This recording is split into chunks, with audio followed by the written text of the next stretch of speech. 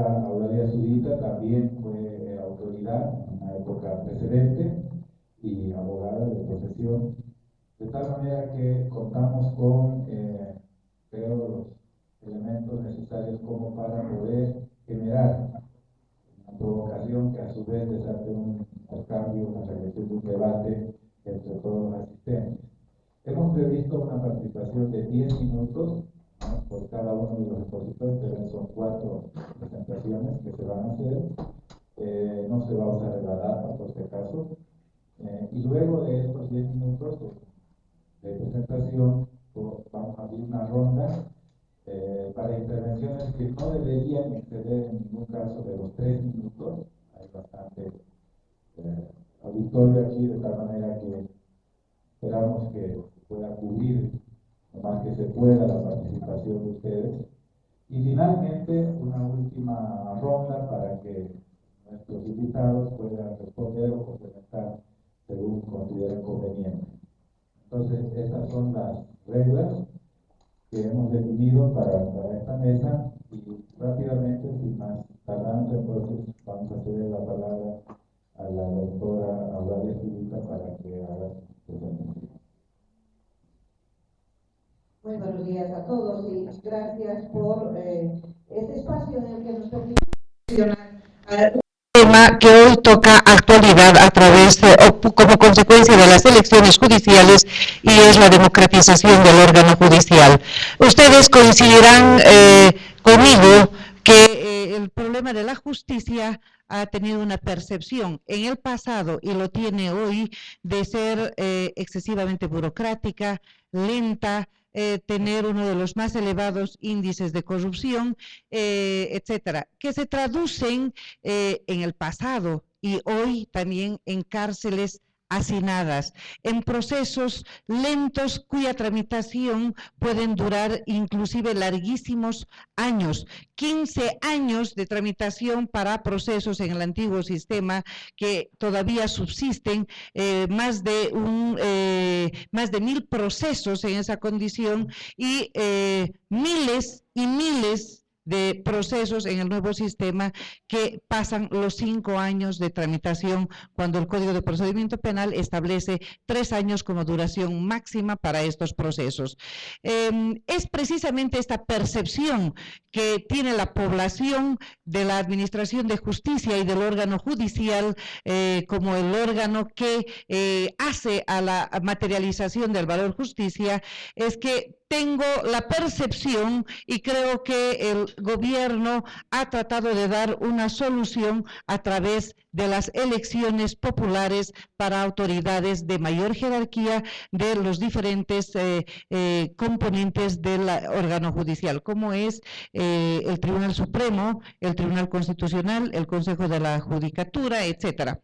Bueno, sin embargo, esta percepción con la que coincidimos todos, y la solución que se ha dado a través de la nueva Constitución Política del Estado, padece de un error a criterio mío. Y el error está en quién administra justicia verdaderamente, dónde se debe democratizar y a quiénes debemos elegir.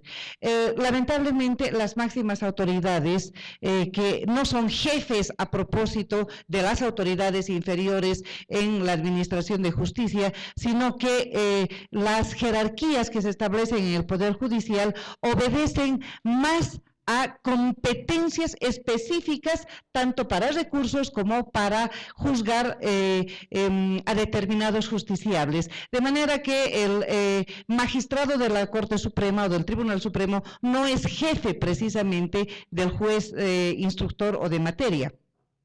Sin embargo, más adelante vamos a tratar esto, sí parecería que funciona así. Pero la democratización en la administración de justicia tiene que estar en aquellos sectores que van a entrar en contacto con la población, y que en todo caso va a depender de estos funcionarios la administración de justicia en general, y esos son los jueces. Jueces efectivamente son los de instrucción, los de materia, son jueces los de apelación, los que conocemos como vocales de las Cortes Superiores o departamentales, y son jueces también los de casación, que son los del Tribunal Supremo o del Tribunal Constitucional. Sin embargo, son los que entran en contacto, los jueces que a diario están emitiendo fallos, los que reciben a la gente, es donde debe democratizarse. Y la democratización de estos funcionarios no ha sido tocada hasta el momento. No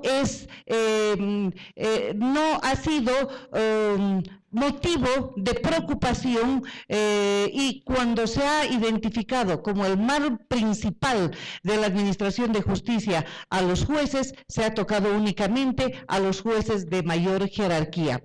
Ahora bien, estos jueces, instructores, jueces de materia, o los que se conocían como jueces de partido, etcétera, no son elegidos sino a través de mecanismos internos sin observancia alguna de méritos. El escalafón judicial no ha sido construido y lo poco que se había construido en el pasado ha sido absolutamente destruido. En consecuencia, el error en la concepción de este intento de democratización del órgano judicial está en dónde se tiene que democratizar.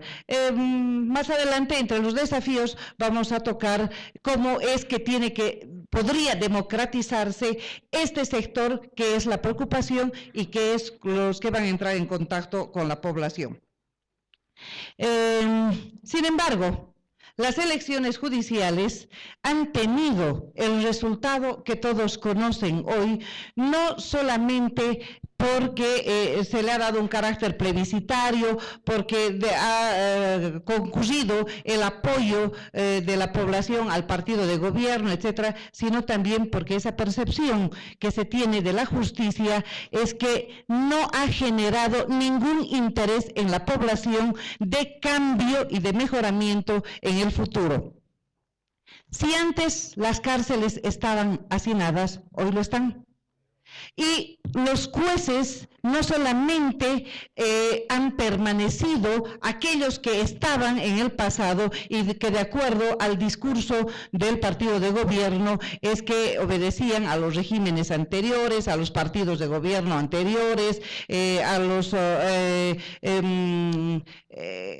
a los poderosos del pasado, etcétera, sino también desde el pasado año 2010 ha habido una designación de autoridades interinas. En febrero de 2010. ¿Ha sufrido algún cambio, se ha sentido algún cambio en la administración de justicia? Absolutamente ninguno. Seguramente podrán decirnos algunos de los panelistas que antes se perseguían a los débiles, hoy se persiguen a los poderosos, que antes las cárceles estaban hacinadas únicamente con los pobres, hoy existen algunos políticos y algunos adinerados que también forman parte de la población carcelaria. Pero ese no es ningún cambio. Eso no satisface a la población. Ese puede representar una satisfacción política. La población litigante lo que necesita es que los procesos se aceleren, necesitan resultados. La población que en su gran mayoría acude a la administración de justicia es gente pobre y que no encuentra sensibilidad alguna en la administración de justicia. Y como ejemplos claros y diarios, pero además absolutamente generadores de depresión para los que concurren a la administración de justicia, está por ejemplo las asistencias familiares que piden mujeres con 2, 3 hijos y a quienes les asignan 300 bolivianos, 400 bolivianos de asistencia familiar, de los cuales, como tiene que depositarse en el Consejo de la Judicatura ese monto, entre que desglosan, pagan abogados, pagan timbres, etcétera, se queda 10 bolivianos, 100 bolivianos y 200 o 300 bolivianos va a ir a satisfacer las necesidades básicas de los niños que tiene que atender. En materia laboral, beneficios sociales que son liquidados en apenas 3.000, 4.000 bolivianos y que tienen que tramitarse durante 5, 7 o 10 años hasta que vaya a la Corte Suprema, y eso no ha cambiado, para que puedan cobrar dineros que no van a lograr reparar la cesación en la que han quedado, la imposibilidad de poder cubrir sus necesidades básicas, y que seguramente arrojan a la miseria a muchos de esos ciudadanos. Estas situaciones no han cambiado, han empeorado en muchos de los sectores y sobre todo en materia penal. En materia penal hemos tenido la generación de nuevas normas que lejos de resolver el problema de la mora procesal, me refiero a la acumulación de procesos sin resolver, lo que ha hecho es acrecentar esta mora, modificando algunas disposiciones de la Constitución como también del Código de Procedimiento Penal. Antes había la prescripción para todos los delitos, menos aquellos que están en los pactos internacionales. Hoy son imprescriptibles. Muchos de estos delitos en consecuencia pueden ser perseguidos el resto de la vida. Antes había la garantía de irretroactividad de la ley penal, de modo que las nuevas figuras penales que se podían crear no podrían ser aplicadas a conductas anteriores a esa ley. Hoy hay la retroactividad de la ley penal más desfavorable al sindicado o al imputado, con lo que el crecimiento de procesos que en principio seguramente ha estado diseñado para perseguir a funcionarios de gobierno del pasado, hoy alcanza a una gran cantidad de procesos y a la mayoría de los procesos, porque desde luego no pueden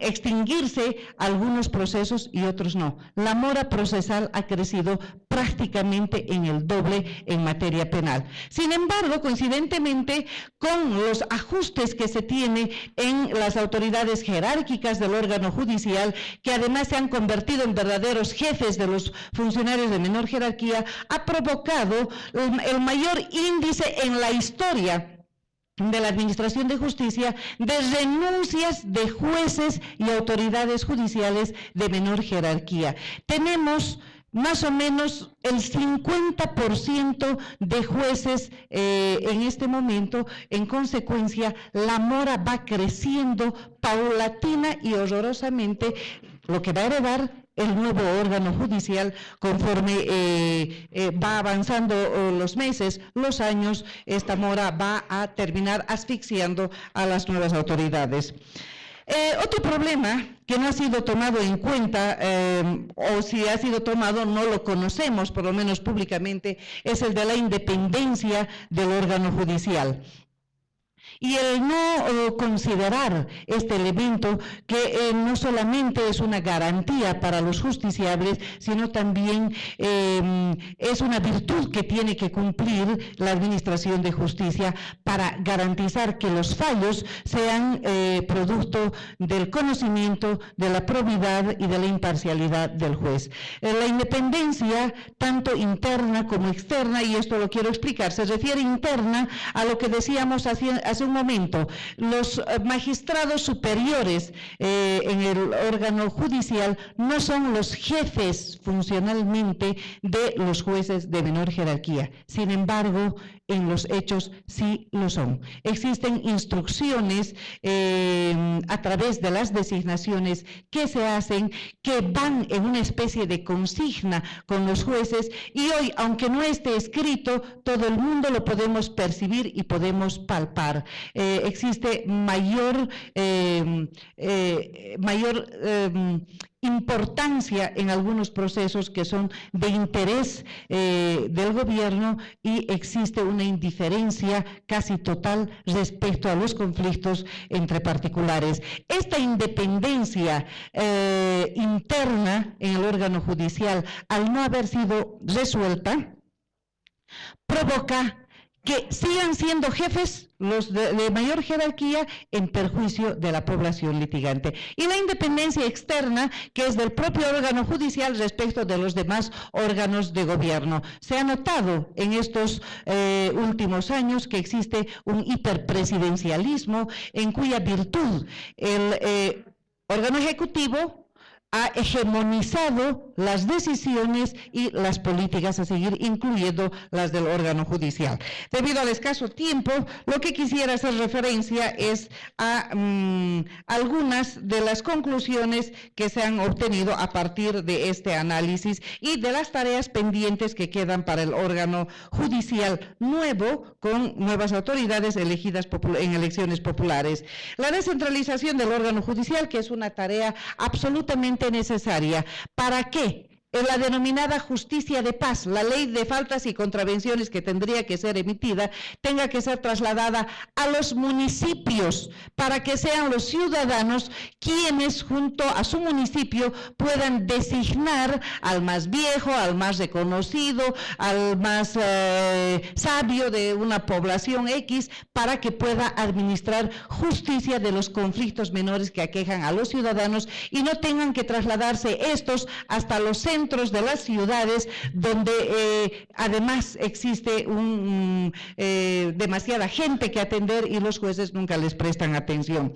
La necesidad de mejoramiento de los sistemas de trabajo, que este es un tema gerencial y de gestión que hasta el día de hoy no ha sido tocado. La implementación de tecnologías tendientes a disminuir el trabajo burocrático, y esto tal vez ustedes tienen experiencia, por ejemplo, los libros de registro que hacen en los juzgados, registran como que se ha presentado hoy un memorial que ha entrado a despacho y ha salido mañana. Sin embargo, en un mes después, en la experiencia, nosotros seguimos preguntando si ha salido de despacho y nunca ha salido. Lo que pasa es que se registra con fecha pasada.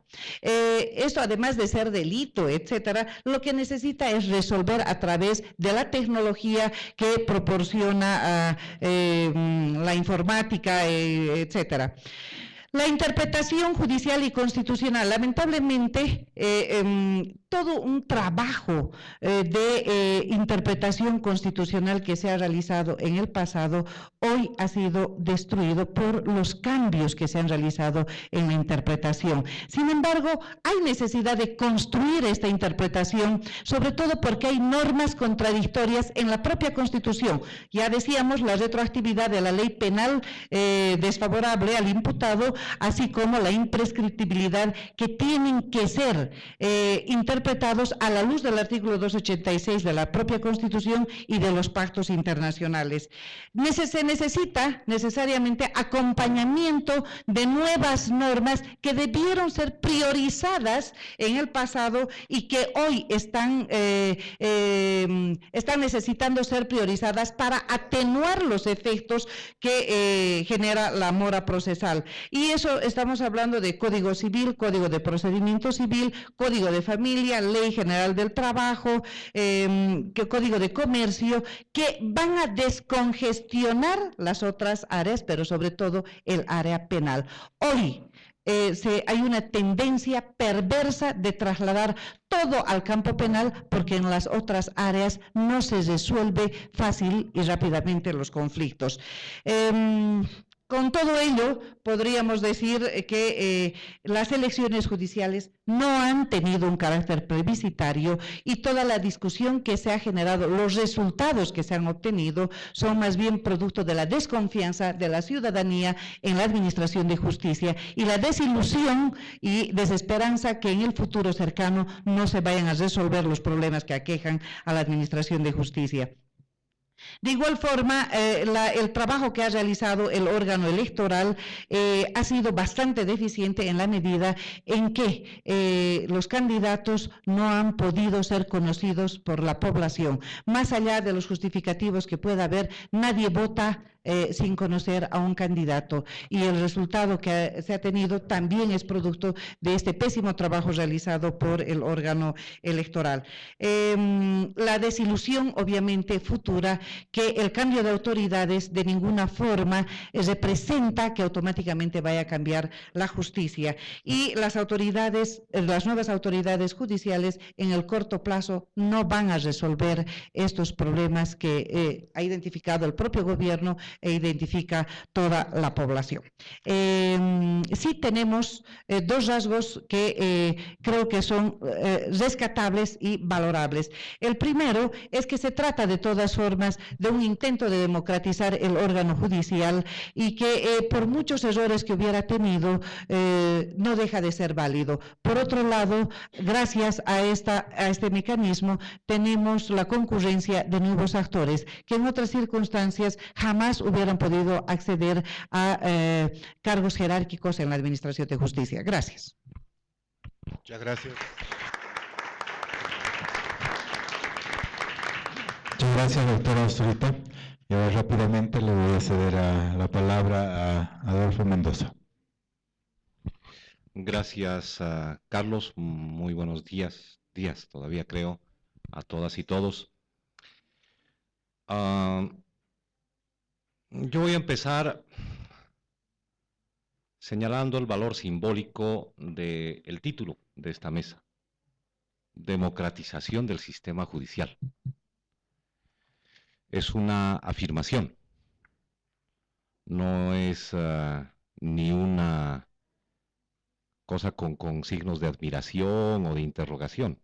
Es decir, ya hay una suerte de reconocimiento práctico de que lo que se ha iniciado con la Constitución Política del Estado y se continuó con las elecciones implican, de una u otra manera, un sentido común. El tema de la democratización de la justicia se instaló. Ya no se puede discutir, se puede criticar el procedimiento, pero lo que no podemos discutir es el valor que no solamente está en la Constitución, sino también de manera sintomática en el hecho de que no solamente en este evento, sino en muchos otros, se empiece a hablar cada vez con mayor fuerza de ese sentido común: democratización de la justicia. Que algunos vean en ello un error y otros unas ventajas, es una discusión muy específica, pero lo cierto es que discutir a estas alturas que lo que estamos viviendo en el país es una democratización del sistema de justicia, discutir, negar más bien aquello, es un exceso, salvo que uno parta de un supuesto falso y va a llegar a conclusiones falsas. Está, creo ya, de más señalar en este momento el carácter inédito de las elecciones de las máximas autoridades judiciales, las máximas, sin confundir con otro tipo de sistemas. Creo que también está de más hacer una referencia minuciosa al sentido de ampliación de la democracia representativa, que ahora alcanza no solamente al órgano ejecutivo y al legislativo, no solamente tiene avances en términos territoriales, eso también es ampliación de la democracia representativa, sino que tiene que ver con un proceso abierto hacia el órgano de justicia. Entonces hay un sentido de ampliación de la propia democracia que, por ser más o menos evidente, tampoco amerita en este momento entrar en cierto detalle. Pero cuando hablamos de democratización del sistema de justicia, normalmente tenemos una visión sustancialista o una visión procedimentalista. Insisto, una cosa es no creer en que existe una democratización del sistema judicial, y los que no creen se opusieron a la Asamblea Constituyente, a su convocatoria, al funcionamiento de la Asamblea Constituyente, hicieron campaña por el no a la aprobación de la Asamblea Constituyente y, por supuesto, son los que no creen que hay una democratización de la justicia. Pero el hecho de que hablemos de aquello aquí, en un tono de afirmación, ya es un símbolo totalmente distinto. Pero, decía, hay una visión sustancialista y una visión procedimentalista para aproximarse a la comprensión de esta democratización de la justicia. La visión sustancialista tiene que ver también con una comprensión de la democracia. Nunca nadie ha dicho que es posible alcanzar la democracia ideal. Hay democracias realmente existentes. Y lo que tenemos que ver es cómo funcionan estas democracias realmente existentes. Si nosotros partimos de una crítica respecto del ideal, entonces vamos a llegar a la conclusión de que ahora no existe democracia en ninguna parte del mundo. Por eso, la manera de aproximarnos al estudio, a la interpretación, a la reflexión de la democratización de la justicia, no puede tener contenidos maximalistas porque si no esto distorsionaría lo que tenemos que evaluar. Dos indicadores desde estas visiones sustancialistas en tono conservador son las que me preocupan porque son lógicas que parten de un supuesto falso y por supuesto llegan a conclusiones también falsas. El primer elemento es que esta democratización del sistema judicial, lo previsto en la Constitución Política del Estado, no permite independencia del órgano de justicia y el otro argumento es que no permite transparencia. La independencia del órgano de justicia es un valor y es parte de una doctrina, pero no solamente es eso, sino es algo a lo cual nuestras sociedades se deberían dirigir en términos de sus reformas institucionales. Nunca vamos a tener una independencia total de los órganos del Estado. Por eso, incluso en nuestras constituciones se habla de coordinación entre órganos. Lo propio sucede cuando hablamos de independencia a la vez que de imparcialidad. Cuando hablamos de un sistema de justicia imparcial, tal vez estemos pensando en la posición original descrita por John Rawls. Tal vez estemos pensando en el velo de la ignorancia, también concepto de Rawls sobre la justicia. Sin embargo, el ideal de la imparcialidad no niega el hecho de una democratización actual del sistema de justicia. Es decir, ni ahora, ni antes, ni nunca podemos decir como esto me huele que no es imparcial, porque nunca va a ser absolutamente imparcial ninguna acción, porque toda decisión jurídica también tiene que ver con una decisión política. Entonces, evidentemente, la conclusión va a ser, no, esto no sirve. Ese tipo de visiones conservadoras son las que deberíamos evitar a la hora de evaluar la vena abierta por la Constitución Política del Estado para la transformación del órgano judicial y como una primera tarea, la elección de autoridades judiciales. En términos procedimentales sucede más o menos lo mismo. No nos olvidemos que todos los conflictos que tenemos ahora en el funcionamiento de este órgano responden todavía a una vieja lógica. Aunque esté el gobierno del MAS, las reglas del juego siguen siendo las mismas.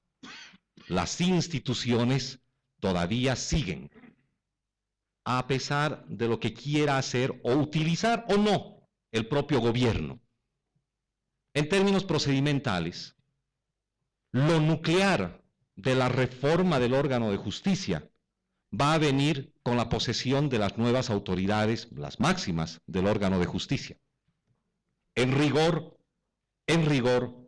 todo lo del Tribunal Constitucional, todo lo del órgano de justicia, va a entrar en vigencia con la posesión de estas nuevas autoridades. Entonces, no podemos decir, las reglas de juego no funcionan antes de que éstas efectivamente se apliquen. No podemos decir, estos señores no tienen nada de imparciales antes incluso de su posesión. Entonces, una cosa son los prejuicios, los juicios de valor, y otra, la evaluación certera de estos sentidos de democratización de la justicia. Pero además, creo que es necesario tomar en cuenta, tal vez en términos específicos, el experimento de las elecciones de máximas autoridades como una primera llamada de atención, como algo que, si bien es inédito, tiene pues la característica de mostrarnos fundamentalmente aquello que no habíamos previsto y aquello que no funciona bien. Y este tipo de experiencias nos deberían permitir avanzar en la propia democratización del sistema de justicia. Probablemente la siguiente elección de autoridades judiciales, de las máximas, ya no tenga las características que tuvo ahora en términos procedimentales.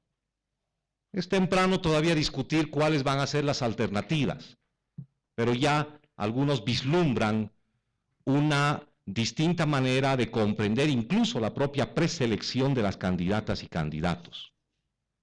Más o menos asemejando a lo que ocurre en otros lados con las elecciones de primera vuelta, las primeras vueltas electorales, en el sentido de elegir precandidatos y que estos, sin más, puedan ser preseleccionados, habilitados por la Asamblea Legislativa Plurinacional. Es decir, evitar que se concentre toda la decisión en la propia Asamblea Legislativa Plurinacional. ¿Quién sabe?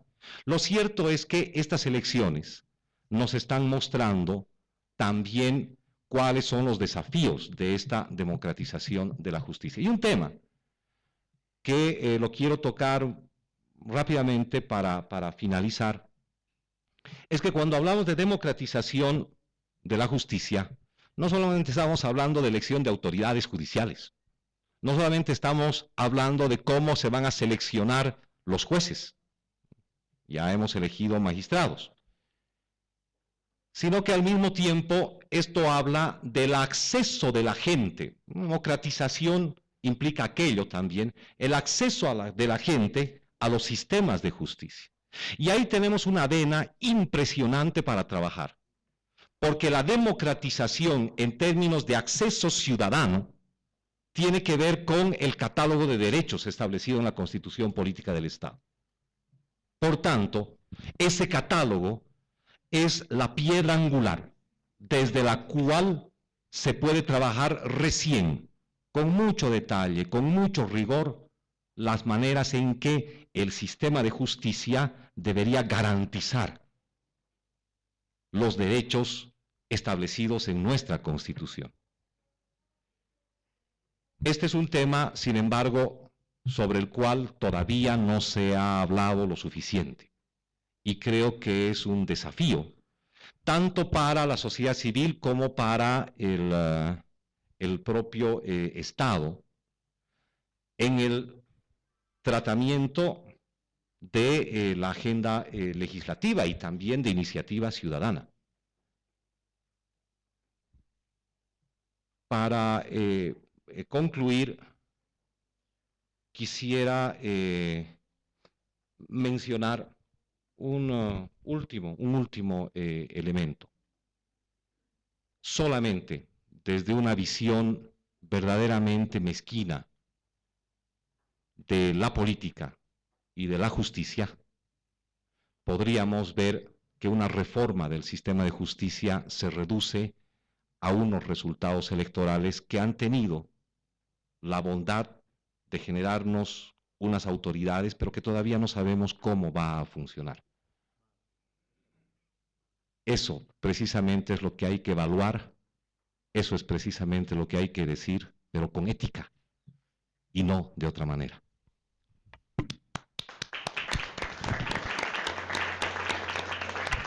Muchas gracias, Adolfo. Le paso la palabra a Juan Antonio Rivera. Gracias, Carlos. Muy buenos días a todos. Partiré por advertir que no haré una intervención desde la perspectiva política, no es mi habilidad. Lo haré en el marco de mi defecto, tengo el defecto de ser abogado, entonces haré un análisis jurídico del tema. Yo comparto plenamente con Adolfo de una necesidad sentida de la democratización del sistema judicial para la consolidación y el mantenimiento del Estado de Derecho. Y Bolivia se decanta como un Estado unitario social de derecho plurinacional, comunitario, democrático. Comparto también con que estamos en un proceso de democratización. Sin embargo, para evaluar si el sistema judicial está democratizado, es importante formularse 3 preguntas básicas. La primera, ¿el sistema garantiza el acceso de las personas a una justicia independiente, imparcial, pronta e igual para todos? Segunda pregunta, ¿el sistema judicial garantiza transparencia y probidad de los jueces y magistrados? Tercera pregunta, ¿el sistema judicial ofrece oportunidades de participación y de petición de cuentas por parte de los ciudadanos sobre el funcionamiento del sistema?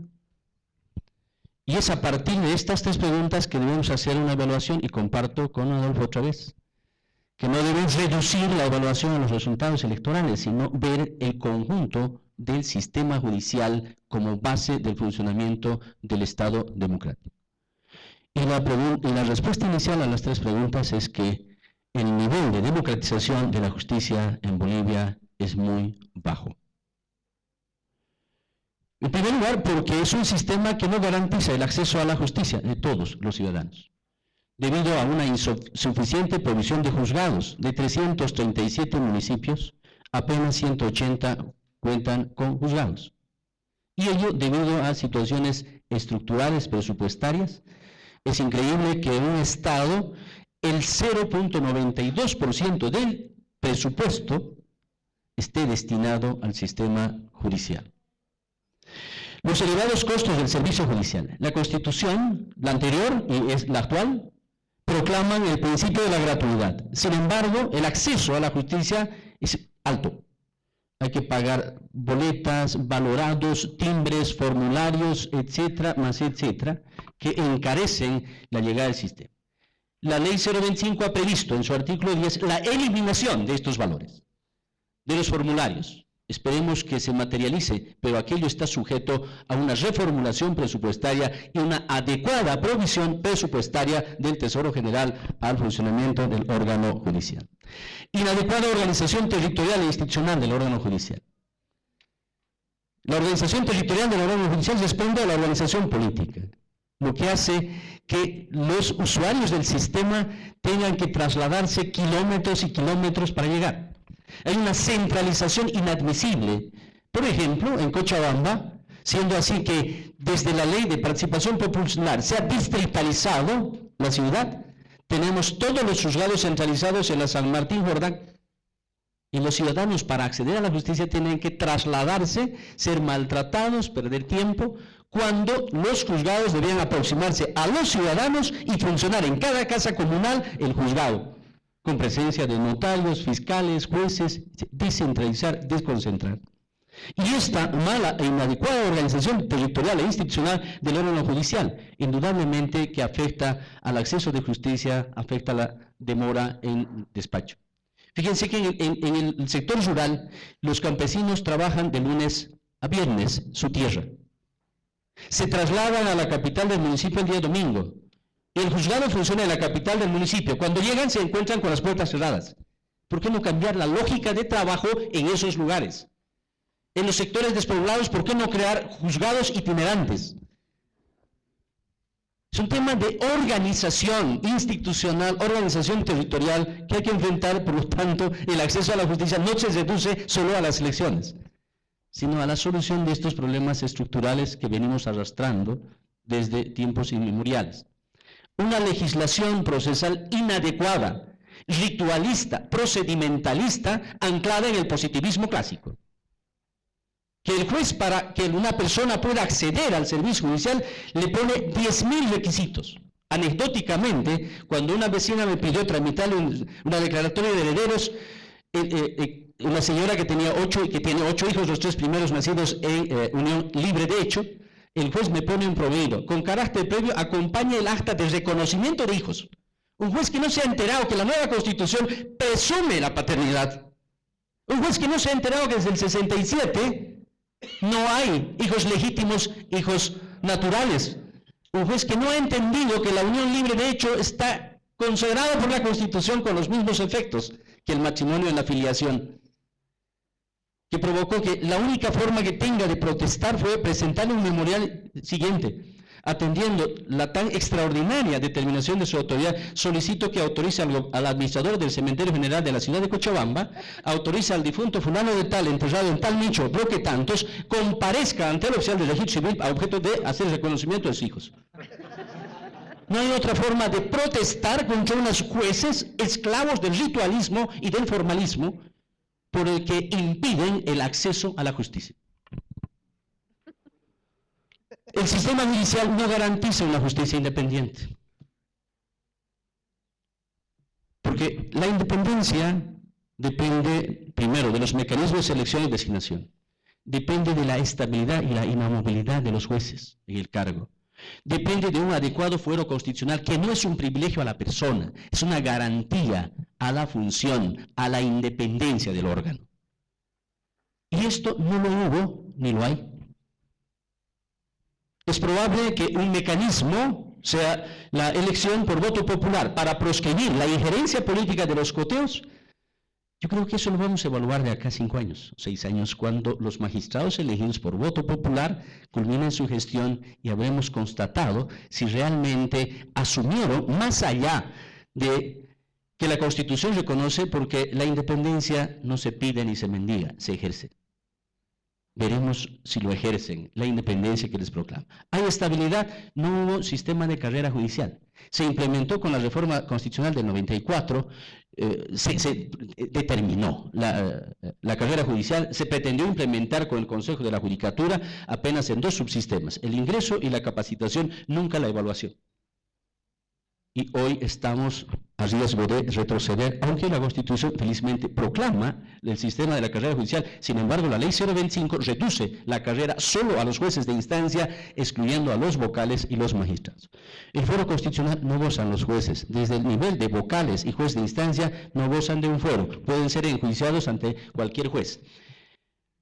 Y además con un agravante de que serán suspendidos a la sola presentación de la imputación formal, y con otra agravante establecida mediante jurisprudencia constitucional por el Tribunal Constitucional, garante de la Constitución y los derechos fundamentales, y dice que la suspensión sin goce de haberes, lo cual implica una condena anticipada y una traslación de la responsabilidad penal a la familia del juez, porque estará suspendido 5 años sin gozar de sueldo, pero sin poder trabajar en otra instancia, por lo tanto, estará destinado a vivir del aire. Y para no hacerlo, obviamente que está obligado a renunciar al cargo. A ver, por el tiempo tengo que saltar a 2 partes. El sistema judicial no garantiza una justicia pronta y oportuna. Es una verdad incontrastable. Los elevados índices de retardación de justicia, excesiva demora en la admisión, en acciones tutelares de amparo constitucional de la ciudad de Santa Cruz, están admitiendo después de 3 meses. Acciones tutelares de amparo donde se está jugando la libertad de las personas, el trabajo, la salud. Demoras injustificadas en la sustanciación de los procesos, debido, entre otras cosas, a problemas institucionales, incumplimiento de plazos por los jueces, ritualismos procedimentales que dan lugar a la chicana. Y cuando hablo de sistema judicial, estoy hablando no solo del órgano judicial, estoy hablando de los 3 componentes que tiene un sistema judicial: la legislación defectuosa, la jurisdicción con problemas y la profesión también con problemas, con unas universidades que cada vez están entregando productos mal formados a la sociedad, con abogados que lo único que les preocupa no es alcanzar la justicia material, sino la chicana, obstruir la justicia con una serie de incidentes dilatorios que les permite la legislación. El sistema judicial no garantiza una justicia igual para todos, pues hay sectores importantes que no acceden a la justicia. El sistema judicial presenta una preocupante falta de transparencia, reflejada a través de la constante formulación de denuncias de corrupción. Fallos que notoriamente favorecen a quienes detentan el poder político y el poder económico. Lo fue en el pasado, lo es hoy en día. No podemos negar, es una verdad incontrastable. El sistema judicial no ofrece oportunidades de participación y de petición de cuentas. La Constitución tiene una virtud, introduce la función de participación y control social en los artículos 241 y 242, determinando que esa función se ejerce a través de la sociedad civil organizada. Lamentablemente, el legislativo aún no ha expedido y no se priorizó la ley orgánica que regule esa función de participación y control social que permitía de alguna manera pedir rendición de cuentas. Yo creo que el tema de las elecciones es un tema que requiere una evaluación más integral y que creo que en 10 minutos no podemos hacerlo. Simplemente me abocaré, me advierten con el tiempo, a los efectos de las elecciones, con todos los errores, las virtudes, las luces y las sombras que los tenemos que ir evaluando.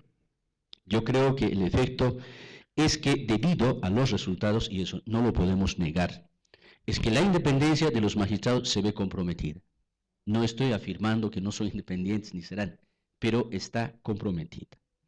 Existen riesgos de injerencia en las designaciones porque los magistrados del Tribunal Supremo de Justicia designarán a vocales de los tribunales departamentales de justicia.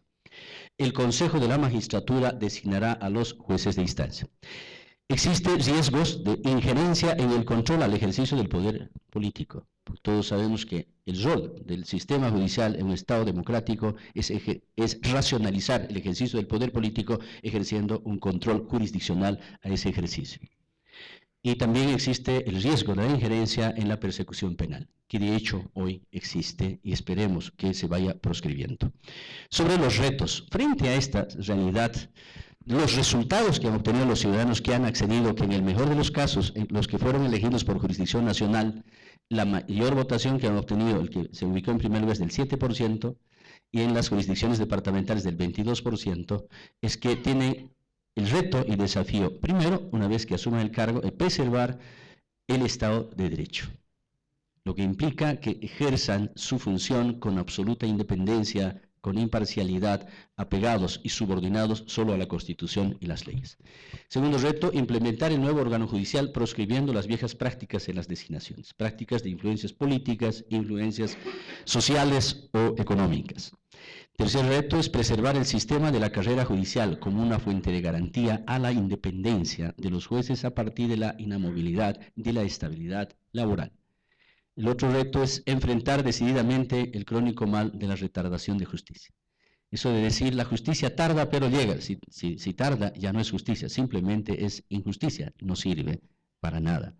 Y finalmente, su mayor reto es garantizar la justicia material, la realización de la justicia material y no la justicia formal, que es lo que frecuentemente buscan y hacen los jueces. Tienen que cambiar de práctica, de visión, de noción, de abandonar la justicia formal y garantizar la justicia material, lo que supone que cuando estén frente a un desencuentro, ante un conflicto entre el derecho y la justicia, no deben dubitar de sacrificar el derecho que es forma para garantizar la justicia. Muchas gracias.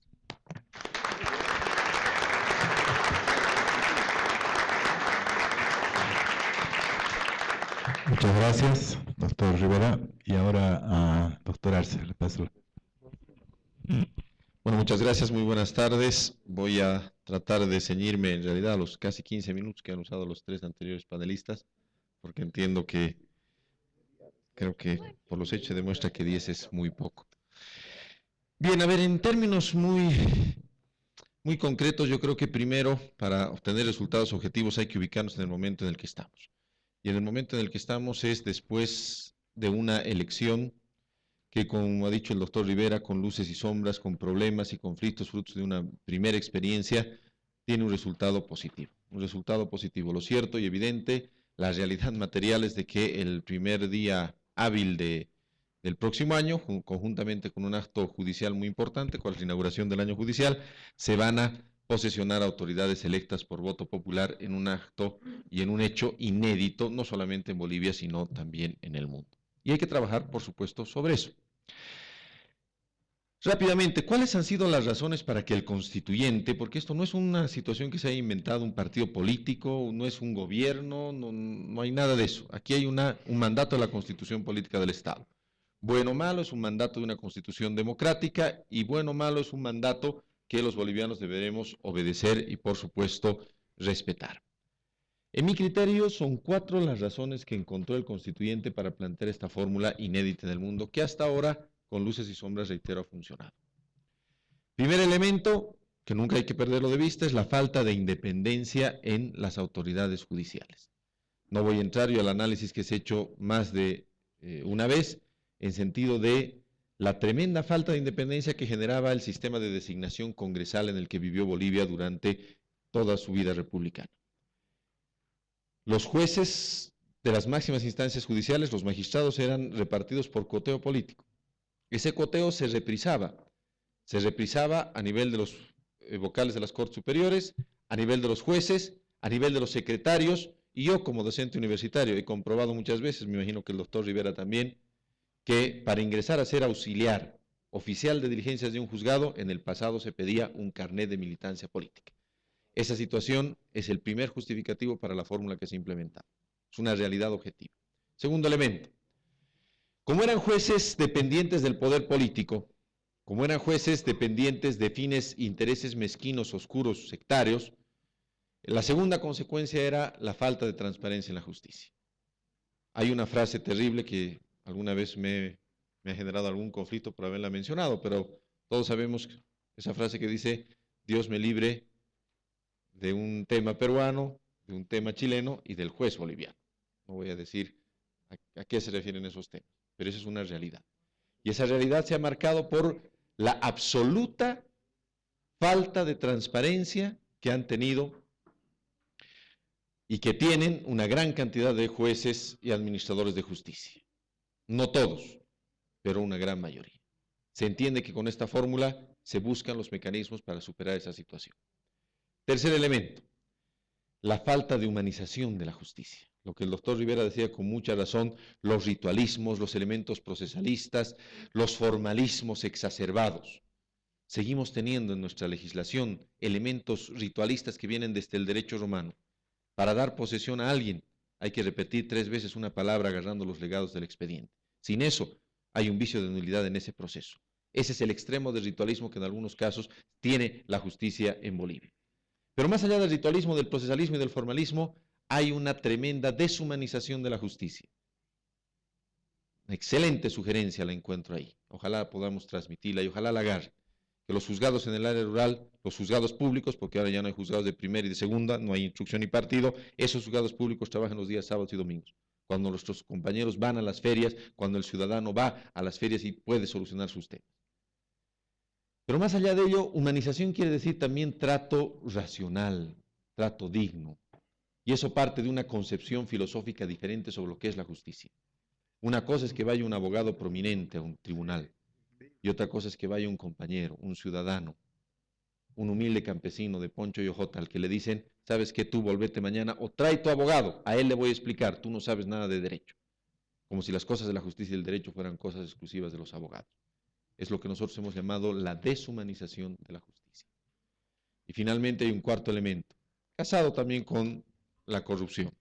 El hecho de que en muchas ocasiones, en muchos tribunales se convirtió un gran negocio el hacerle un juicio al Estado. Y eso quienes venimos del ejercicio de la profesión y quienes anhelamos más antes que tarde volver al ejercicio de la profesión, ojalá con una mejor justicia, sabemos muy bien. Siempre ha sido un buen negocio hacerle un juicio al Estado. Siempre han habido contubernios entre jueces, abogados y autoridades, malos abogados del Estado que han dado como resultado los índices tremendos que ahora tenemos. Por todo ello, la fórmula osada se la ha puesto en marcha, se la ha puesto ya en ejecución. Y ahora nos queda, por supuesto, ver hacia adelante, ver qué pasará en el futuro. Autoridades electas por voto popular tiene sus antinomias, tiene sus complejidades. Hace un par de semanas en una conferencia en Madrid, un periodista del País me decía, ¿y no cree usted que hay alguna razón para que nunca en el mundo se haya planteado la elección de autoridades judiciales por voto? Interesante pregunta, que nunca la planteó lamentablemente la oposición aquí en Bolivia, pero es una interesante pregunta. Y la respuesta es, seguramente, en 1927 le hemos podido preguntar a Kelsen, ¿y no cree usted que hay alguna razón para la que nunca se haya establecido un tribunal para controlar la supremacía de la Constitución? La respuesta podría ser la misma.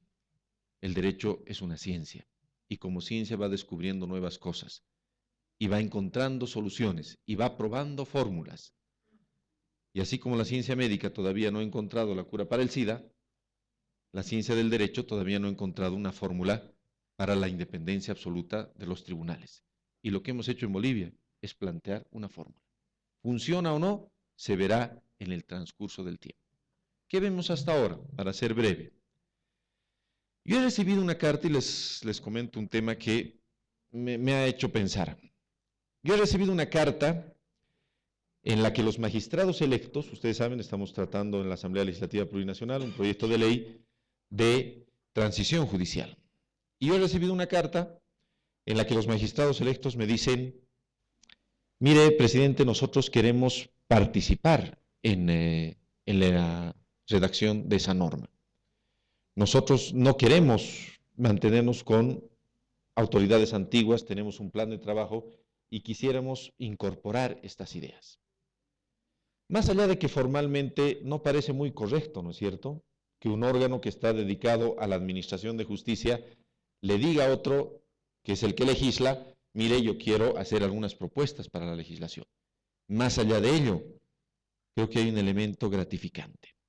Nunca en el pasado, jueces y autoridades y magistrados elegidos por los gobiernos neoliberales se iban a animar, se iban a atrever a decirle al órgano legislativo, ¿sabe qué? Tómenos en cuenta. ¿Y sabe por qué no lo iban a hacer? ¿Saben por qué? Porque dependían de ellos, porque estaban subordinados a ellos. Hoy día las autoridades judiciales que están electas no se subordinan a ningún poder político. Su pacto y su relación es directamente con el pueblo. Depende de ellos, y converjo con el doctor Rivera cuando dice, el reto es de ellos demostrar su verdadera y auténtica independencia.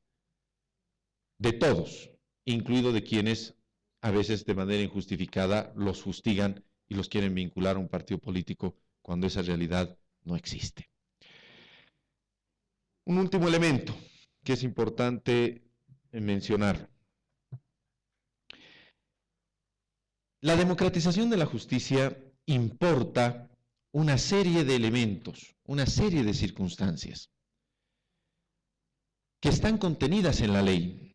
Esas leyes que dificultosamente conseguimos sean aprobadas en la Asamblea Legislativa Plurinacional, y no dificultosamente porque no existe una mayoría, sino dificultosamente porque ni la oposición ni los medios, y lo digo con el más absoluto respeto, en el ánimo respetuoso con el que nos permite esta instancia, han sido capaces de aportar, han sido capaces de construir, de proponer.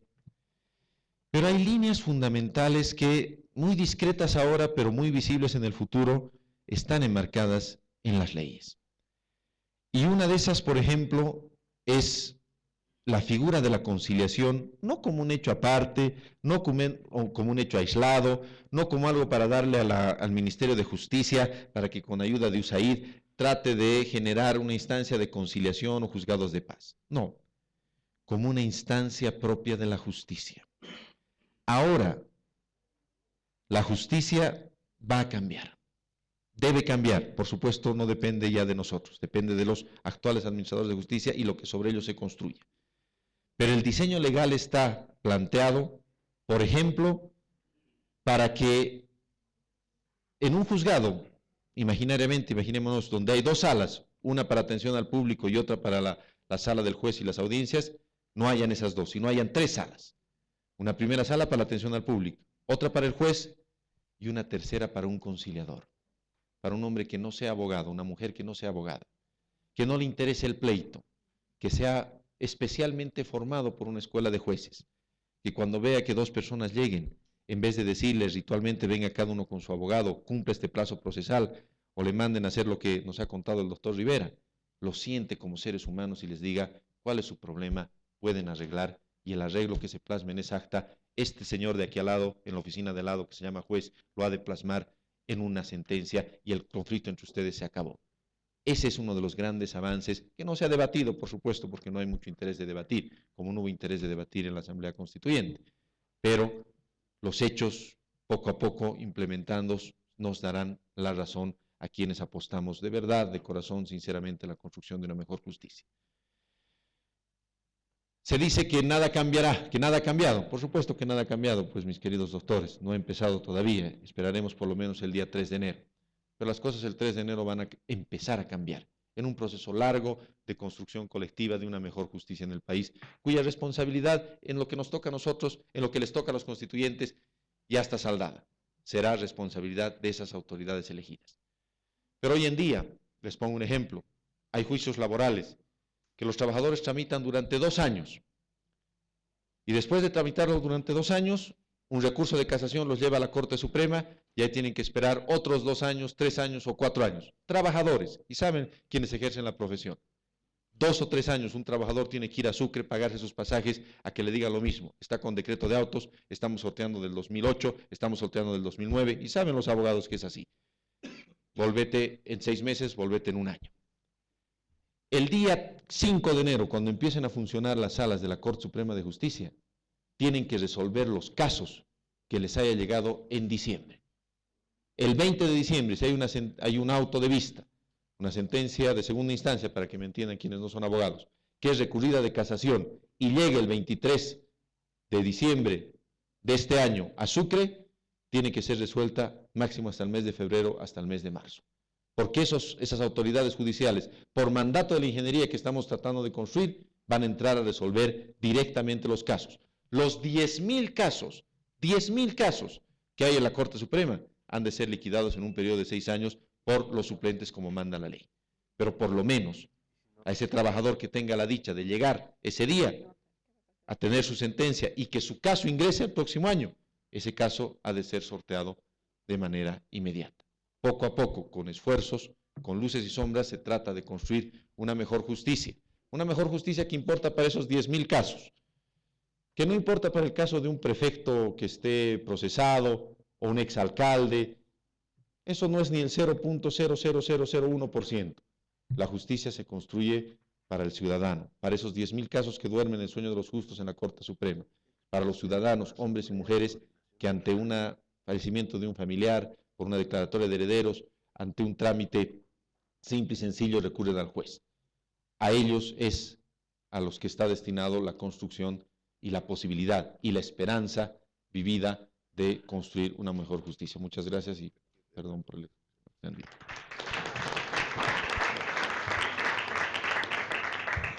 Muchas gracias, doctor Arce. Bien, ahora vamos a abrir entonces el espacio para las intervenciones de ustedes. Quiero reiterar, por supuesto, anunciar también, está contemplado un almuerzo, solo que este va a ser a las 2:10, de tal manera que tenemos algo así como media hora. Entonces, les reitero que no deberíamos exceder de 3 minutos, por favor. ¿Ya? Henry, tiene la palabra. Voy a ir tratando de equilibrar de uno al otro, entonces no crean que es una discriminación.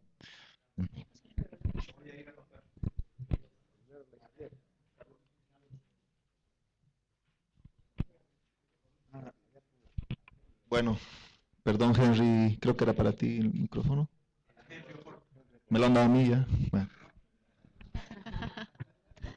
Aduana casi. Sobre los efectos y riesgos de la elección inédita. Me remito a los hechos. La elección ha tenido unos resultados que han dado una primacía a los votos nulos sobre los válidos, es decir, a la expresión de un rechazo a la elección de los candidatos postulados. Este resultado electoral pone en tela de juicio y de manera severa la legitimidad de las autoridades electas o elegidas. Recientemente se ha levantado una encuesta nacional cuyos resultados están circulando, que muestran, por ejemplo, que hay una mayoría de ciudadanos que está pensando que estas autoridades que han sido elegidas no deberían ser posicionadas en sus cargos. Este dato estaría ratificando esta ausencia de legitimidad o esta muy baja legitimidad con que van a comenzar a funcionar los nuevos órganos judiciales.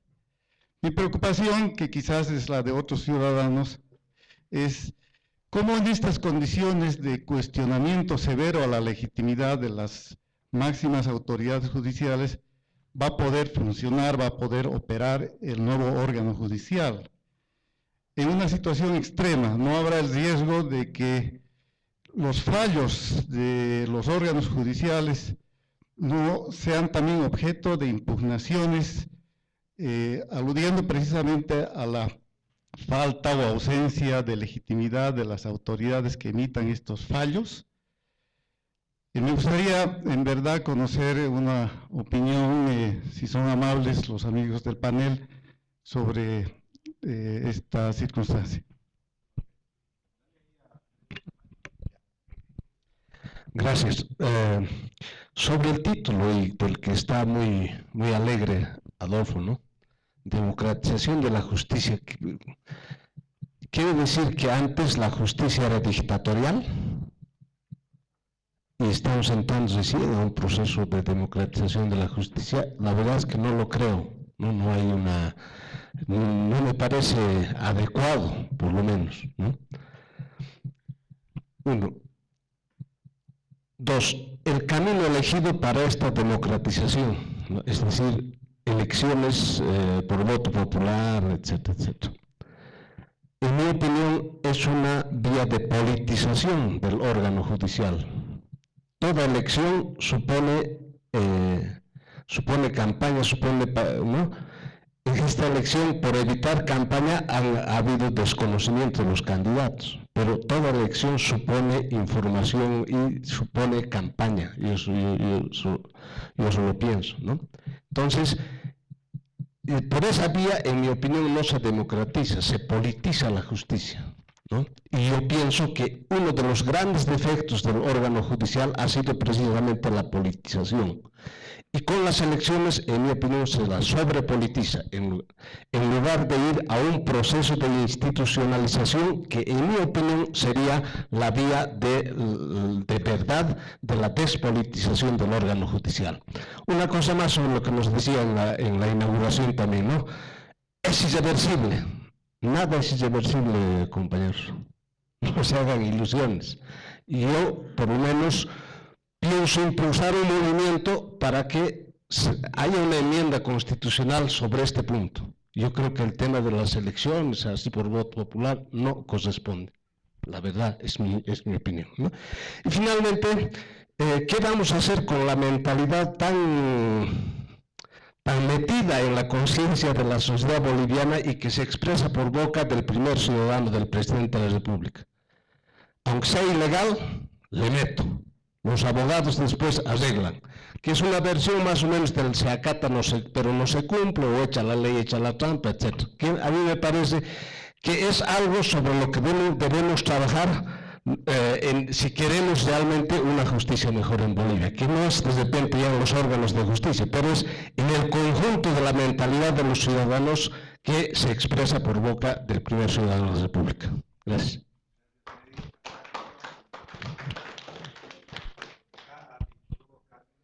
Otra vez me...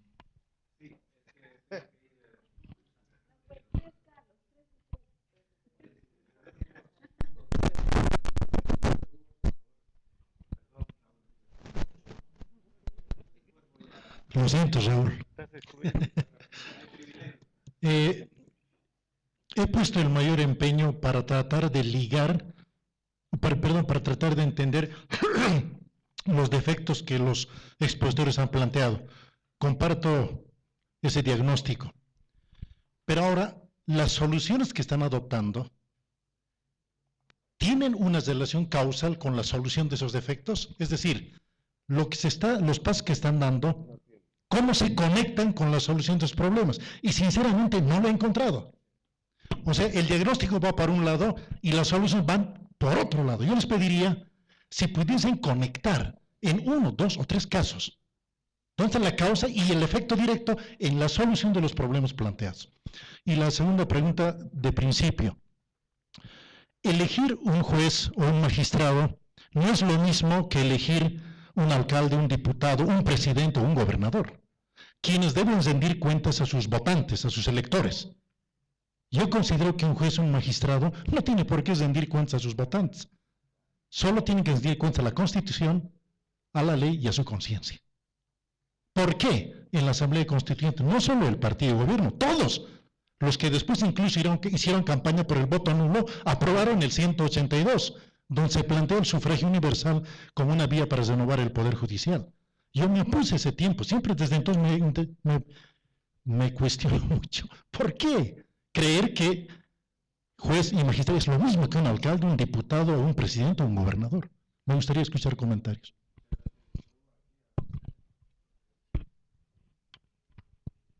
Buen día a todos, buenas tardes. A ver, yo creo que en general los panelistas coinciden en el diagnóstico, curiosamente, porque la verdad también el tema es absolutamente inocultable a la sociedad boliviana. La justicia es una de las grandes deudas pendientes de la democracia con este país en 184 historias, o 184 años de vida. Y esto es algo que en ese sentido corresponde ser enfrentado de una manera suficientemente radical, ¿no? Y en eso estamos de acuerdo. Y yo creo que también todos coincidimos en que el modelo del cuoteo era un modelo nefasto. O sea, ahí tampoco hay donde perderse. Ahora el asunto es, y entonces, ¿cuál es la propuesta? ¿Cuál es la salida? Ok, vamos por la independencia, votamos y los elegimos y eso les va a dar suficiente peso específico para decidir por sí mismos. Ese es el criterio y en eso me parece que por lo menos la idea fue buena. Otra cosa es su ejecución, su realización, pero la idea como principio fue correcta. El asunto es que en este momento el diagnóstico de cómo está la justicia es tan grave que ahí hay una cosa que yo quiero pedirles a los panelistas que nos expliquen, es entonces, ¿en qué va a coincidir la ley transitoria? Porque a mí me parece que ahí se está jugando la mitad de la solución. Porque yo estoy de acuerdo en que teóricamente deberían tener suficiente autoridad como para hablarle al poder, al legislativo de igual a igual y decirle queremos participar. Por favor, finalmente quienes vamos a ejecutar somos nosotros. Y eso me parece un buen signo. Pero al mismo tiempo me parece claro que aunque fuesen supermanes, no pueden resolver 10.000 casos que los están esperando. O sea, esto materialmente me parece evidente. Por lo tanto, ¿no es cierto?, tiene que haber otro tipo de decisiones radicales que puedan resolver el embrollo, porque ya no hay supermanes, 12 personas, es imposible. Hay procesos que del 2006 recién están entrando al sorteo. O sea, una locura. Acabo en 2 segundos. Entonces, yo quiero pedirles a los panelistas que nos hablen más de este tema. ¿En qué debería consistir esa ley transitoria? Pensando que el 5 de enero tenemos a los X jugadores en cancha y que tienen que enfrentar algo que como jugadores, por más meses que fueran, no lo podrían solucionar. Gracias. Gracias. Ahora sí, Raúl. Simplemente quiero decirle una respuesta. Por favor, si podría hacer el esfuerzo de no hacer siempre preguntas a todos. Porque cuando responden, imagínense, la pregunta va a responder 4 y no tal vez particularizar la pregunta que se escoge y mencionar bastante. Entonces, por favor, Raúl. Gracias.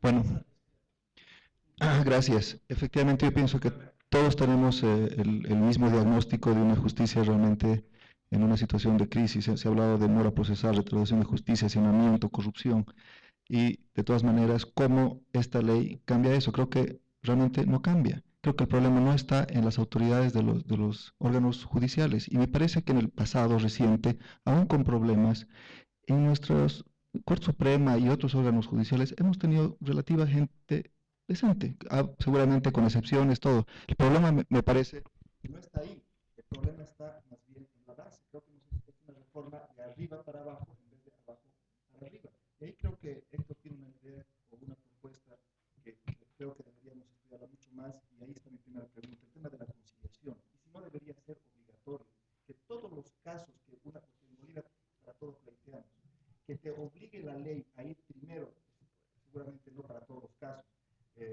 pero que te obligue la ley a ir primero a la conciliación. Yo creo que más que hablar de los jueces y de las autoridades judiciales es el procedimiento, eso que hablaban de esto que está en la lista, e incluso inhumana, como decía. Entonces, mi pregunta es por el tema de la conciliación. Si realmente eso podría ser aprobado, y si no estarías tú como ciudadano forzado a ir primero a la conciliación.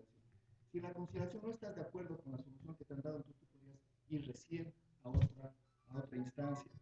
Y luego tengo otra pregunta.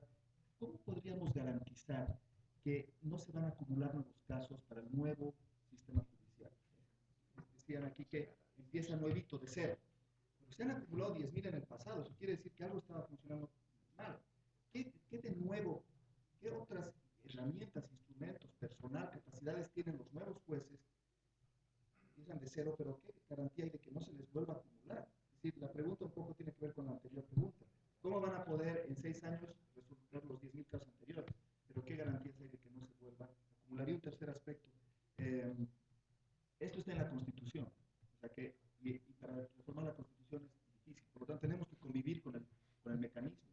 Me parece interesante lo que decía Adolfo, ya se está empezando, curiosamente, antes de que se posesionen los jueces, ya estamos empezando a pensar cómo cambiar la próxima ley. O sea, algo también indica eso, de que un mecanismo se necesita diferente. Yo pensaba 3 cosas. Uno, tendría que cambiar el mecanismo de designación. Tratar de mejorar el mecanismo de designación de los candidatos en la asamblea. De alguna manera que le dé más confianza a la ciudadanía. Por esta desconfianza de que hay, de que como la mayoría, más tiene mayoría, sus candidatos también son proclives al más. Segundo, tal vez hacer elecciones espaciadas, para que no hayan tantos candidatos en una papeleta que nadie entiende. Y tercero, y algo que como periodista yo tengo que decir, permitan hacer campaña informativa. Miren, Página 7 del periódico que yo trabajo y otros medios hemos insistido, hemos luchado para poder entrevistar. Y primero el oficialismo decía que no se debía entrevistar. Finalmente hemos logrado eso.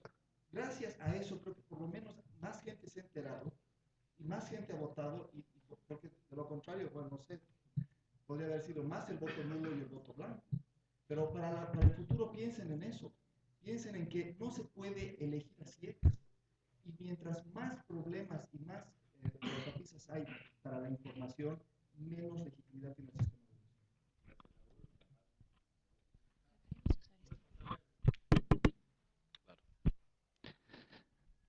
Gracias, Carlos.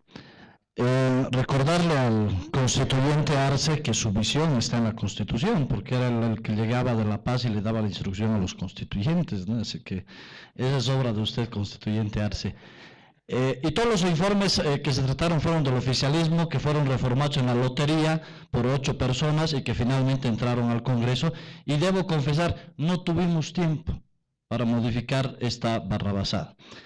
Porque de otra manera, imagínense subirse en el Estado plurinacional a un avión y decir, señores pasajeros, estamos en el Estado plurinacional y como estamos en el Estado plurinacional vamos a votar quién es el piloto. Yo me bajo del avión. Yo me bajo del avión. Pues, por más de que estemos en el Estado plurinacional, me bajo del avión. La justicia no es un tema para que sea manejado por chambones. O sea, la justicia requiere un nivel de tecnificación, un nivel de rigurosidad, de experiencia, de probidad, de honestidad, como para que el más popular sea el que maneje este tema tan delicado.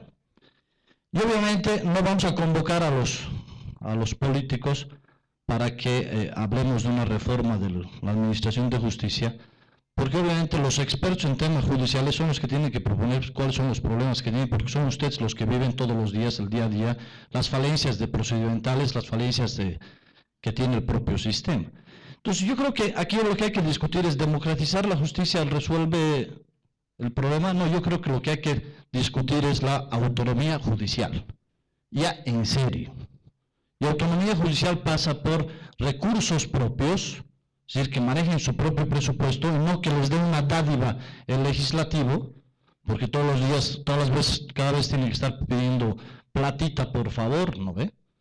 Es decir, y que les permita cambiar esta lógica de que el Consejo de la Magistratura tiene 1.500 empleados y hay solamente 1.000 jueces en el país. Es decir, o sea, hay más personal administrativo que el personal que se requiere para la administración de la justicia.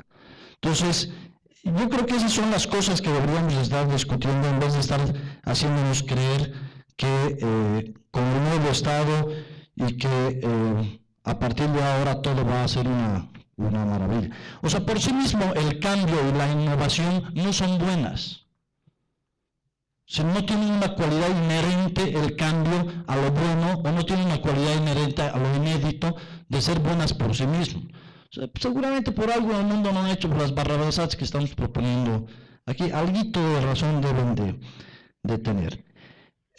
Y la otra cosa que yo creo que hay que comenzar a pensar es en este tema de la descentralización de la administración de justicia. Ya me he sacado tarjeta amarilla, ahí voy, prometo. Ya roja. Entonces, voy a pensar que me estás apoyando por ser extreminista y voy a continuar un ratito más. Termino con esto, Carlos, muy sencillo. Mientras no logremos la independencia de los órganos de poder, mientras no asumamos que el Estado boliviano está reclamando autonomía en todas sus instancias, y yo apuesto por la autonomía judicial, es decir, que sean los expertos los que discutan los temas de los expertos, mientras sigamos improvisando y a título de cambio y a título de innovación estemos planteando estas macanas, lo único que va a suceder es que como país estemos retrocediendo y perdiendo el tiempo. Gracias.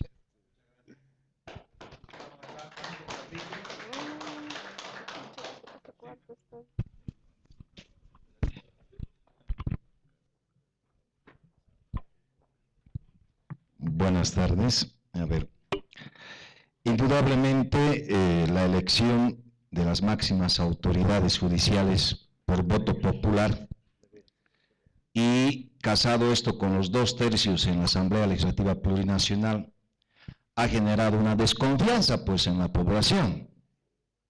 Eso es indudable. Frente a aquello, me parece que hay que pensar hacia futuro en que la preselección o precalificación no esté en manos de los políticos o no esté en manos de los partidos, sino que hay que generar otra instancia donde genere verdaderamente confianza de la población. Y creo que si adoptamos ese mecanismo puede ser una solución a que tengamos realmente una justicia para todos. Yo me inclinaría, y aquí la pregunta es al presidente de la Cámara de Diputados, como también al presidente del Colegio de Abogados de Cochabamba, ¿cómo lo ven un planteamiento que estaría circunscrita a la descentralización de la justicia y la desconcentración de la misma en su administración?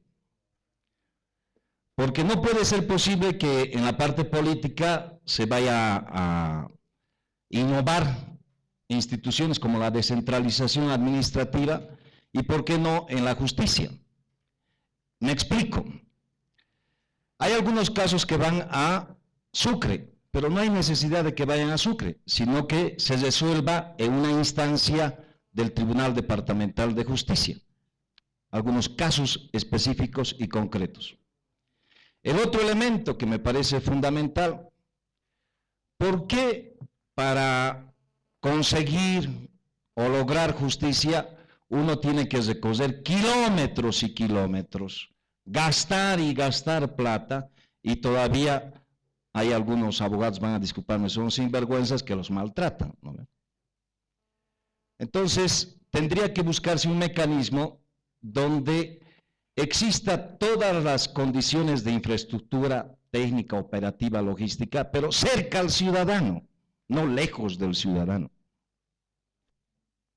Hago estos dos planteamientos de la descentralización de la justicia y la desconcentración, sin que eso signifique romper la estructura constitucional para la administración de justicia, sin que eso signifique romper esquemas de operación de la justicia. Concluyo con esto. El otro elemento, ya que la cabeza se va a renovar, o las cabezas se van a renovar, pero el cuerpo sigue teniendo cáncer. Entonces me parece que la clave está acá en las futuras normas, ya sea la transitoria o las orgánicas que se vayan a producir para la administración de justicia, de ver de que ya no haya jueces corruptos, de que no haya administradores de justicia con militancia política partidaria, que no haya injerencia ni influencia de nadie, de ningún grupo de poder, de orden político, económico o cultural o lo que fuera. Entonces me parece que si vamos por esa línea, vamos a mejorar sustancialmente la administración de justicia en nuestro país. Muchas gracias.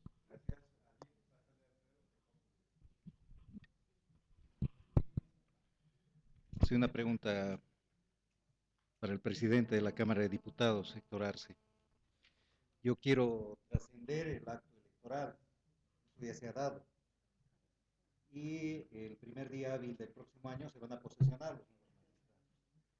No sé si eso es un hecho irreversible o inexorable, pero se va a dar. Quiero trascender eso. Creo que el debate está girando en torno al tema del acto electoral. Quiero concentrarme en los siguientes pasos. Usted ha indicado, Héctor, que este es un primer paso. No es en sí el cambio de la justicia. Plenamente de acuerdo. Para los siguientes pasos, creo que el tema de la conciliación ya está en la ley del órgano judicial, pero se tiene que desarrollar. Y hay un paso constitucionalmente definido que es la codificación. ¿Cómo se encargará este aspecto de la codificación? Es decir, nuevos códigos civil, penal, laboral y agroambiental. Y el segundo aspecto que me preocupa es cómo se va a vincular una reforma penal que está en curso con una reforma penitenciaria. Porque el tema puede ser también que al acabar las penas, he visto, por ejemplo, que hay disposiciones legales sectoriales, por ejemplo, la ley de telecomunicaciones, donde se incorpora un capítulo, por lo menos en el anteproyecto estaba así, un capítulo sobre delitos informáticos con sus respectivas tipificaciones penales y condenas. Hay esa tendencia a endurecer las penas, pero eso puede generar a su vez una crisis penitenciaria. ¿Cómo se va a encarar este aspecto? Y de manera que podamos trascender, repito, el acto electoral y podamos ver los siguientes pasos.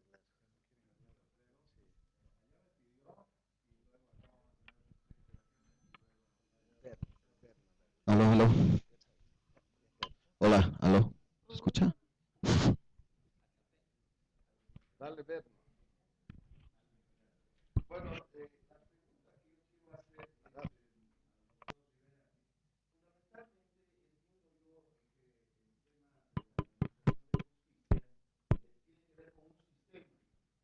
Y este sistema tiene la función justamente de administrar, impartir justicia. Uno de esos elementos, ¿no?, es el tema del capital humano, obviamente.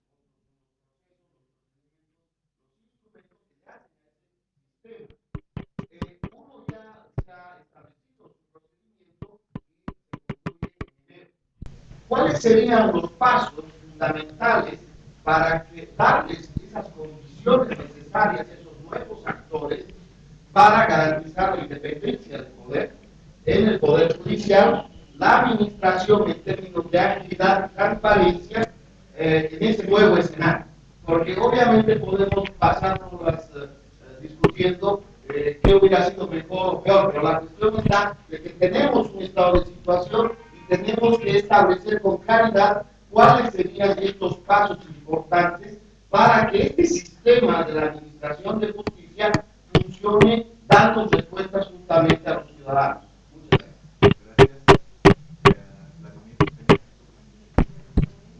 Gracias. Gracias. Gracias, Carlos. Perdón, el micrófono.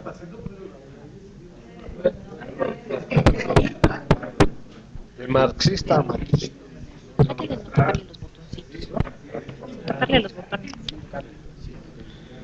Gracias, Carlos. No sé si se escucha o no.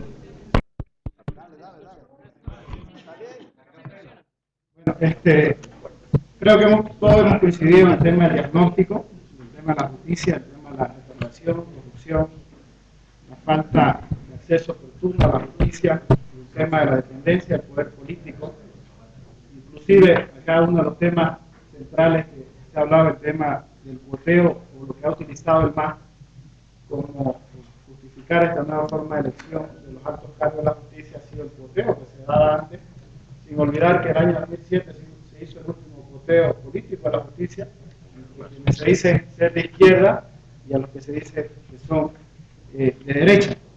Ahora tenemos que ver cómo va a cambiar eso, y a mí me parece que la carta que decía el presidente de diputados que le ha llegado de los nuevos magistrados electos, creo que confirma más bien que hay una dependencia política en vez de una independencia de otros órganos.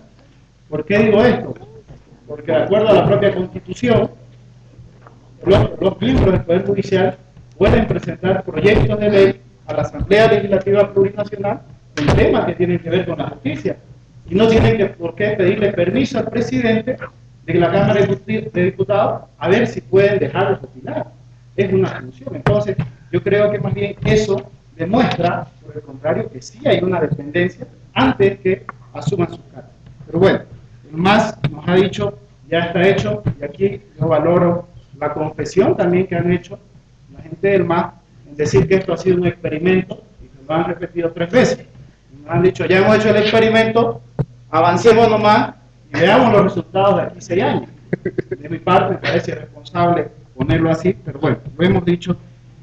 Mi pregunta concreta sobre el tema al presidente de la Cámara de Diputados es que ya hemos ido a una elección, aquí le han dicho que se va a posesionar a los miembros de la justicia el 2 de enero, han asumido que no tienen legitimidad por el rechazo mayoritario del pueblo boliviano, pero sí asumen una legalidad que para mí también es controvertida, porque la Constitución dice que el Poder Judicial emana de la soberanía del pueblo, y el pueblo ha rechazado a estos electores. Entonces yo creo que hay un conflicto no solo de legitimidad, sino de propia legalidad en los términos de la propia Constitución.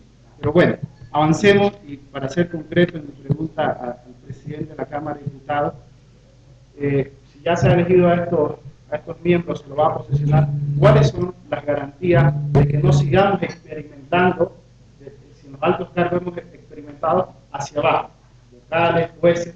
¿Cuáles son las garantías, cuál es la respuesta del gobierno respecto a la carrera judicial y a que tengamos jueces probos, independientes e imparciales? Serios problemas porque saben que ya no había recibido el presidente de la Cámara de Diputados que retornaba al mediodía, más bien negociado con él y venimos alargando. De tal manera que mucha dependencia. Y presumo que estamos bien la conclusión. Tiene que haber autonomía del legislativo. De tal manera que vamos a hacer lo siguiente. Perdón. Hay unas 2 participaciones que ya habían pedido efectivamente, había pedido Amanda, la compañera ya también, y el diputado Monasterio. De tal manera que yo quisiera, y que lo entendamos por favor, sería bueno dar paso a esto. Por favor, hagamos el espacio, y luego, bueno, digamos, seríamos con comprensible, o votaremos si se va o no.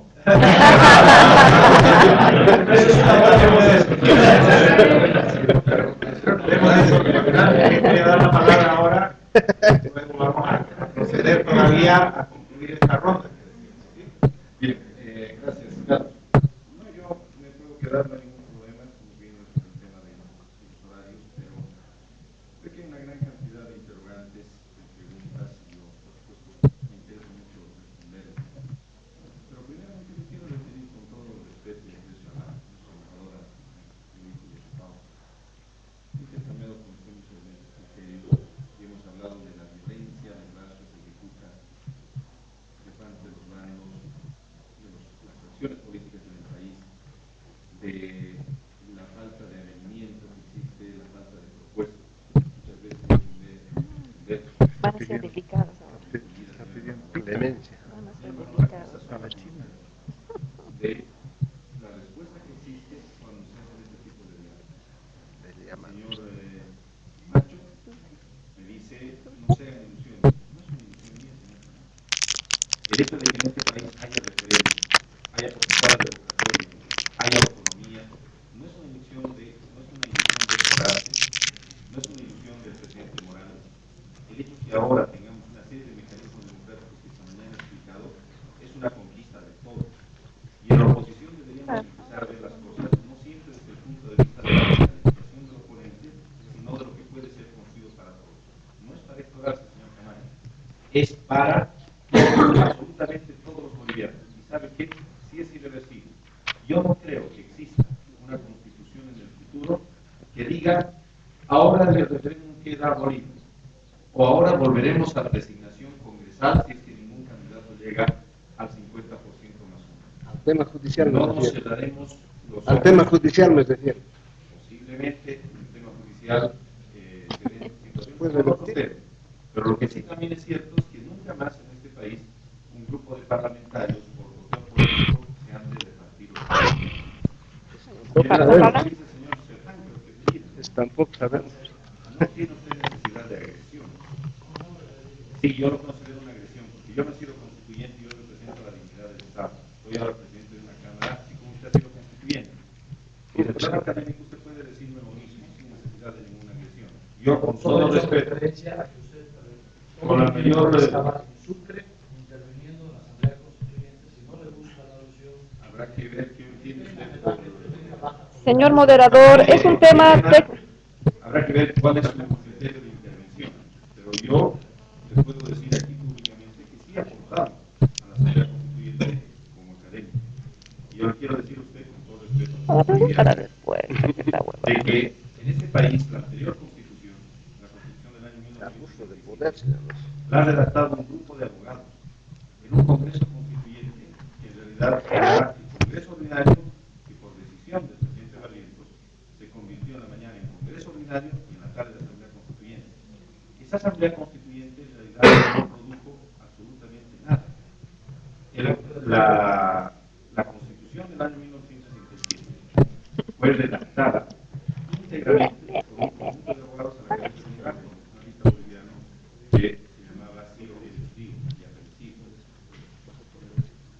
La constitución boliviana es la expresión neta de los sentimientos populares y sociales que han sido representados en la Asamblea Constituyente. No lo he escuchado usted, no lo vamos a escuchar, pero vamos a escuchar los criterios. Pero hay tantas consultas. Señor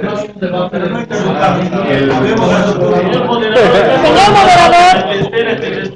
Abuso del poder de algunos. Perdón. Hay personas que están hablando. La que está en uso de la palabra es el que tiene el privilegio de uso de la palabra. Entonces, dejemos que hable y luego, si quieren, ver la posibilidad de una nueva intervención. Yo lo he dicho con cariño, hermano. Yo lo he dicho con cariño, señor.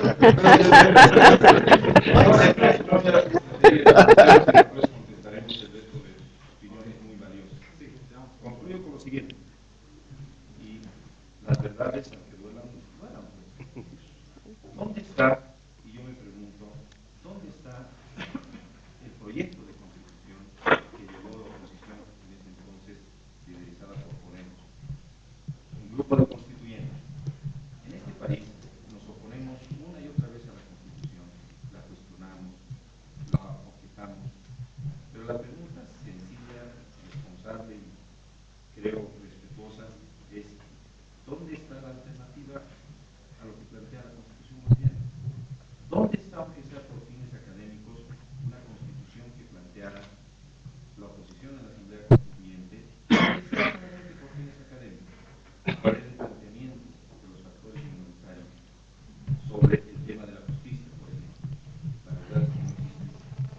la propuesta acabó como acabó su líder, como acabó Poder Democrático Social. Lo digo esto con respeto porque Mucho cariño. Con cariño también.